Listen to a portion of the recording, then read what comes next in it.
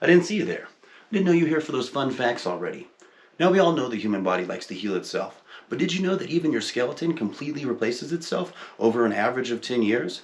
Now what makes this possible is we have things called osteoclasts. They take our old damaged bone and send it back into our system as nutrients, while we have osteoblasts that take that bone and build it back up brand new and fresh. So don't go breaking those bones too quick. You do have quite a span to wait for a new one. Oh, good to see you again. Now, speaking of broken bones, did you know there's actually 3 stages to rebuilding a bone? First, right after you break it, there's the inflammatory stage, where it swells up and builds a blood clot or a hematoma around that bone to protect it as much as it can. In the next 2 weeks here, it's going to start to build that soft bone on there to kind of reshape it and get it into structure. In the next 3 to 6 weeks, you're going to have that hard bone coming back in to actually give you that solid support. Now, if you took an x-ray of that bone while it was healing, you would see that it was slightly misshapen. But in the next couple weeks, your body will take care of that and start to straighten the bone out to the way it was before it broke. Everything about it. Oh, good to see you again.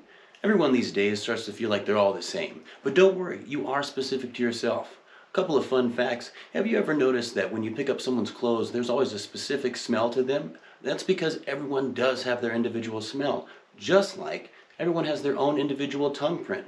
That's right, that's a thing. Now we all know somebody with high blood pressure. What really is high pressure to our bodies? Now 100 mmHg is about 2 psi. mmHg is a measurement of pressure that is required to hold up a single column of mercury, a millimeter high. Now our body only has about 8 to 10 mmHgs in it, but don't go underestimating it. If you had a vein that came outside your body that you could just open and close at will for some reason, you could spray blood about 31 feet from you. Now that would be a gross-ass squirt gun fight. Right, Moosh? Since we've been speaking of pressure lately, let's talk about G's. Now you may experience these on a daily basis and not even know it. Your buddy with that big turbo car, he may experience 1.1 to 1.5 G's under acceleration. Jet airliners are an average about 1.9 G's under acceleration or that takeoff from the runway there. Now roller coasters can go anywhere from 1 G all the way up to 6.3. Now that's a dangerous level, and you can definitely tell because of the amount of people who pass out on those rides.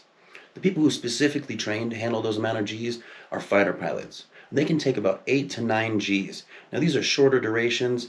It's a lot harder for the human body to take higher numbers, especially for higher amounts of time. One man who did take an extreme amount of G's for a short amount of time, 42.6, was John Stapp.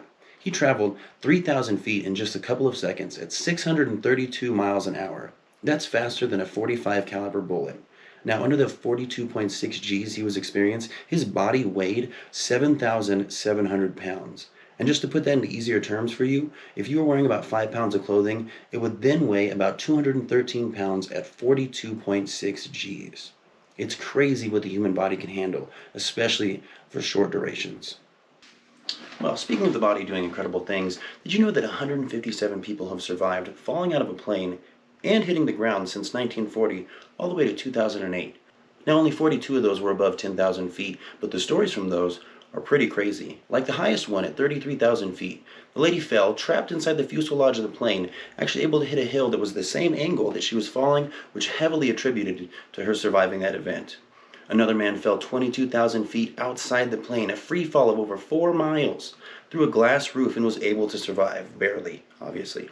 Another man was able to fall 15,000 feet, again, through a roof, and was able to survive. Now, at this point, there's the myth of falling in water would help out. That definitely wouldn't, especially that acceleration. I guess the fact is, aim for a roof. So, now the best one of all, a man fell from 18,000 feet, and he was able to hit some pine trees and a bunch of soft snow at the bottom, and he was able to walk away completely unharmed from the event. Soon to be caught by the Germans, who actually awarded him a certificate for surviving that event. Like in the middle of war, they were like, you know what, boss move. Thanks for coming by and enduring my fun facts with me. Tell me what you like. Tell me what you didn't like. I thought it was fun, hence the title, Fun Facts. Now, if there's another subject I can give you more information on, just pop it in those comments down below, and we'll get at it. Have a great holiday, guys.